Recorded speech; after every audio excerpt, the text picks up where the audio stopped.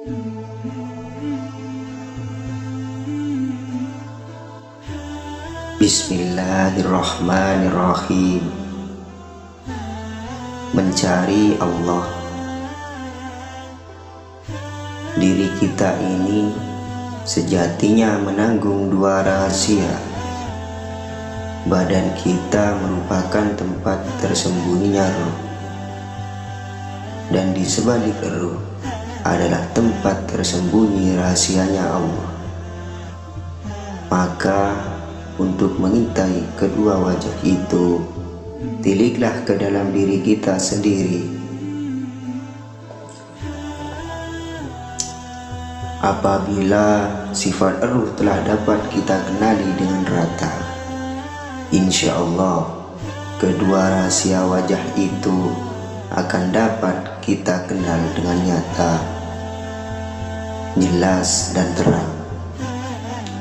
Diri kita ini telah menjadi rahasia di sebalik rahasia. Rahasia kepada badan itu adalah ruh, dan rahasia di sebalik ruh itu adalah Nur Muhammad, dan di sebalik Nur Muhammad itulah Nurullah. Seandainya badan bisa menyingkap tabirnya, maka kita akan dapat melihat hidup kita yang sebenarnya atau hayatullah. Al-insanu sirri wa anna sirruhu. Keikhlasan, ketulusan, dan iktikad hati orang makrifat di dalam memandang Allah itu adalah dengan membinasakan pandangan terhadap makhluk kepada segala sesuatu apapun, juga terhadap diri kita sendiri. Itulah cara membawa diri kita melihat dan memandang Allah dengan jelas, terang dan nyata. Pada setiap apa yang dapat kita pandang, baik itu lahir maupun batin, dengan cara itu secara perlahan-lahan namun pasti akan membuka pintu-pintu gaib dan membuka kunci-kunci hasanah ketuhanan yang belum kita ketahui.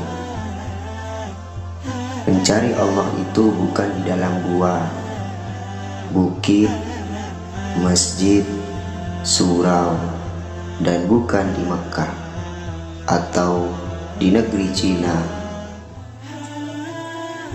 Tempat mencari Allah itu ada di dalam diri masing-masing. Belajarlah mengenal diri atau ruh, agar Allah dapat kita kenal dengan terang dan nyata, dan juga pada dirimu sendiri. Maka apakah kamu tidak memperhatikan? Kita tidak seharusnya takut kepada Allah, karena Allah itu Maha Pemurah, Maha Pengasih, dan Maha Penyayang. Allah tidak pendendam, tidak berdusta, dan tidak mangkir dengan janjinya. Tidak akan menganiaya hamba-hambanya, asal saja kita tidak menyekutukan dan syirik kepadanya. Untuk menzahirkan Allah adalah dengan cara membinasakan sifat makhluk atas diri kita, termasuk perbuatan, nama, sifat, dan zatnya. Apabila sifat makhluk sudah binasa, barulah sifat Allah terzahir secara nyata.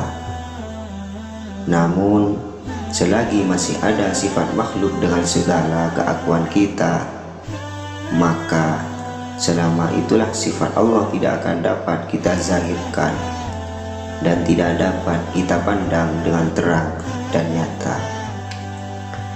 Setelah kita bisa membinasakan sifat makhluk yang bersifat baru ini, dan kita kembalikan kepada Allah, barulah dengan sendirinya sifat Allah itu akan terzahir di dalam hati kita, dan wajah Allah itu akan nyata terlihat dan terpandang oleh mata hati.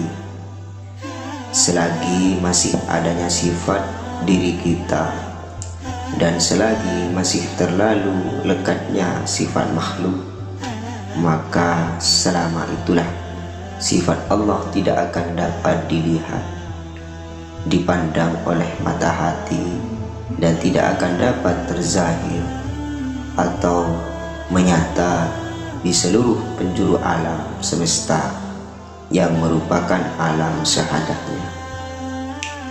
Namun apabila sifat makhluk tidak lagi kelihatan pada pandangan kita, barulah wajah Allah bisa dipandang dan digambarkan dengan sejelas-jelas dan nyata melalui pandangan mata hati. Disitulah nantinya apa yang kita pandang itu akan terlihat bahwa Allah besertanya. Setelah sifat makhluk karam dan hilang gaib di dalam wajah Allah, maka semua wajah makhluk yang kita lihat akan terpandang wajah Allah, sebagaimana firman-Nya, timur dan baratlah kepunyaanku, maka kemana saja kau hadapkan wajahmu, disitulah aku. Mengenal diri itu setelah tidak lagi tahu adanya diri. Mengenal Allah itu setelah tidak lagi tahu adanya makhluk. Ingat Allah itu setelah tidak lagi tahu adanya ingatan kepada makhluk, kecuali hanya wajahnya. Jika masih ada atau wujud sesuatu selain Allah, itulah mereka yang dalam keadaan syirik, dan syirik itu adalah salah satu dosa besar yang tidak diampuni oleh Allah Subhanahu wa ta'ala. Na'udzubillah.